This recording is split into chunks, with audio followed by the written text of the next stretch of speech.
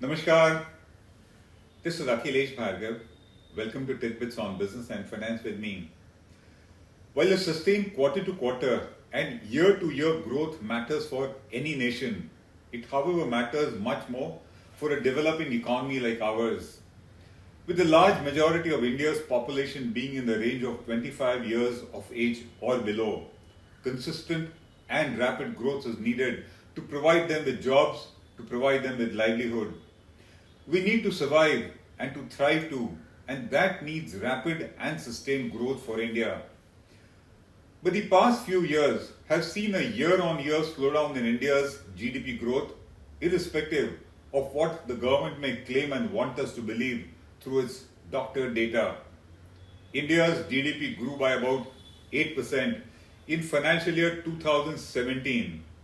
Its growth rate then fell by about 1% consistently year after year during each year thereafter to touch a shocking low of a mere 3.7% growth rate in the financial year 2020.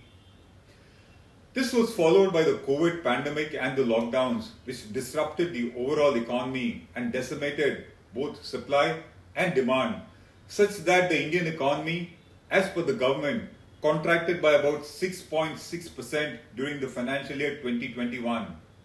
We would, however, think that the contraction of the economy that year was much more than what the government claims.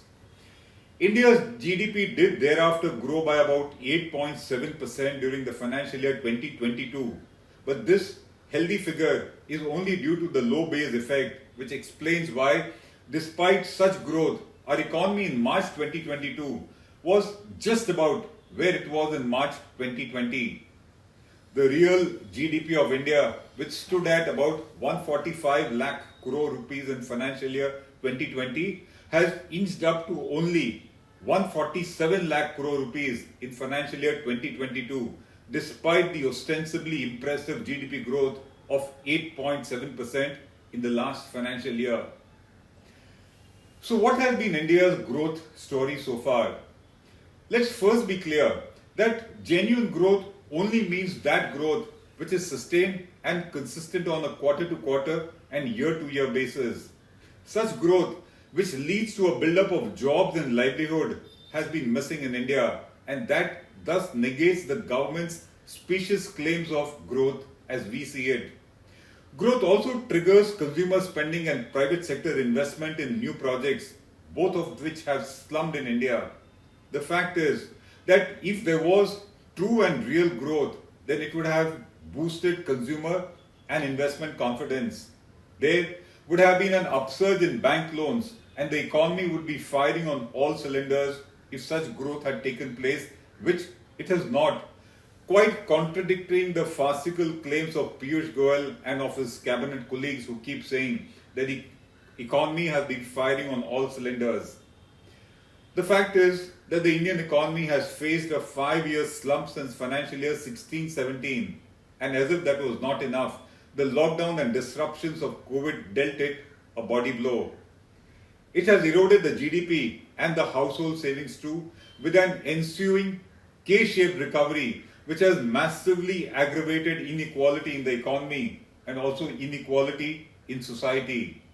Today, the big corporates remain bright and bountiful with robust businesses and balance sheets, while the MSME sector struggles to survive. For the common entrepreneur, it has been never-ending 2 years of an economic slump, languishing investments, no incremental growth, rampant closures and downsizing in these 2 years, with rising inflation, poor confidence, and a worrisome outlook, which explains why there have been few takers for bank loans in India, despite abundant low-interest liquidity being available in the banking system. At one time, the banking system had a surplus liquidity of 10 lakh crores, and there were no takers for it, despite interest being at a lower rate. It is in this background that we must examine the recent growth figures for financial year 2022 released by the CSO, as per which India is back as the world's fastest growing large economy, even though the fine print embedded in the data to us speaks of a worrisome situation. What the CSO data speaks is that as against a contraction of 6.6% during financial year 2021. The economy grew by about 8.7% in financial year 2022. But that to us is no reason to cheer about, since the growth rate fell quarter to quarter from 20.1% in quarter 1 to 8.4% in quarter 2 to 5.4% in quarter 3, and it finally ended with a growth rate of 4.1% in quarter 4, which saw the weakest quarterly expansion during the financial year ended 22. The second, if you see the sectoral deceleration in growth, in the case of the manufacturing sector, it was a growth rate of 49% in quarter 1 because of the low base effect advantage, and thereafter it dropped to 5.6% in quarter 2, then to 0.3% in quarter 3, and now to a worrisome 0.2% in quarter 4, showing the distress and slowdown in the manufacturing sector. Growth in the robust services sector too fell from 10.5% in quarter 1 to finally 5.5% in quarter 4. Private investment spending grew by 14.4% in quarter 1, but it fell to 10.5% in the next quarter, to 7.4%, and finally to 1.8% in quarter 4 thereafter. It has been a sharp fall in investments quarter on quarter. Tax collections of the government touched rupees 18.2 lakh crores, surpassing the budgeted estimates, thus having a favorable impact on the fiscal deficit, which was restrained at 6.7% as against the budget estimate of 6.9%. And finally, as per the CSO data, it is evident that the weakest sectors of the economy in financial year 22 on the output side were the financial sector, real estate and professional services. This drop in growth and its uncertainty is reflected in the latest data of the CMI on consumer confidence by way of its index of consumer sentiments.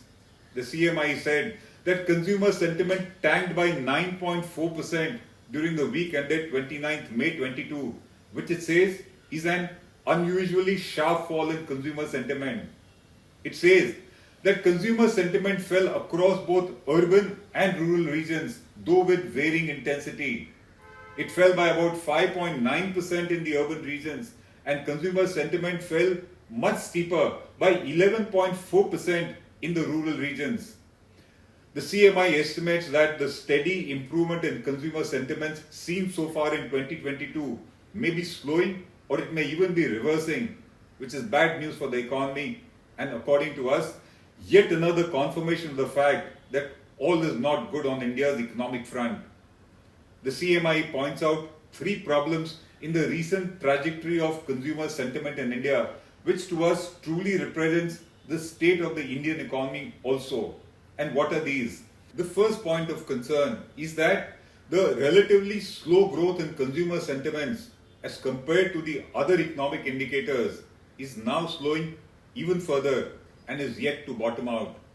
The second matter of concern is that growth in consumer sentiments, which was slowing till recently, is now reversing, showing that economic growth remains uncertain and it could turn out to be very patchy and very spotty. And the third one, the reversal in consumer sentiments, which reflects upon consumer demand and spending, is clearly faster than the pace of its recent rise.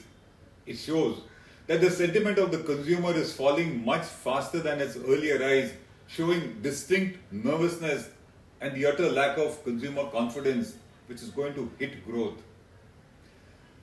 The larger picture and the real state of the economy is that, the first point, the slump in India's growth has not been only due to the COVID pandemic, but it began a few years ago with growth falling year after year and finally slumping to a bottom, a disturbing bottom of 3.7% in financial year 2020. The COVID lockdown and now the Ukraine war have merely accelerated the long-term decimation in India's growth, which had begun somewhere in 2016-17. The second, as of now, all demand components, which is private consumption, government spending, private investments and exports, are just about over the pre-pandemic levels, and all sectors except hotels, trade and communication services are above their pre-pandemic levels, just above. But in the case of hotels, trade and communication services, we are yet to cross the pre-pandemic levels.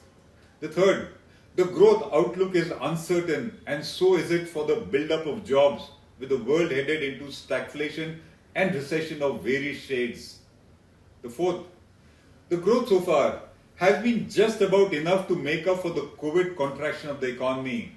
The economy may well be past the COVID shock, but it is now hit by weakened demand, and thus it has been rightly pointed out that the government expenditure will matter immensely for the revival and recovery of the economy.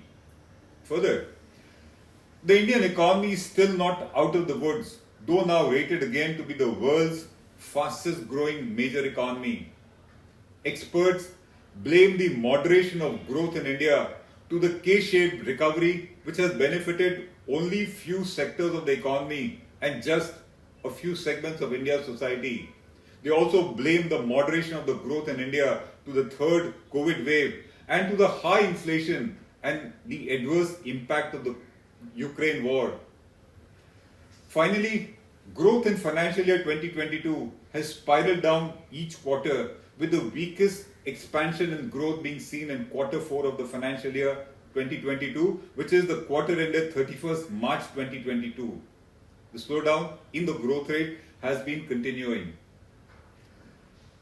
Well, that's how we look at the Indian economy and its ongoing trends and trajectory. India's chief economic advisor has a different and a much upbeat perspective, which we would have been delighted had it been true.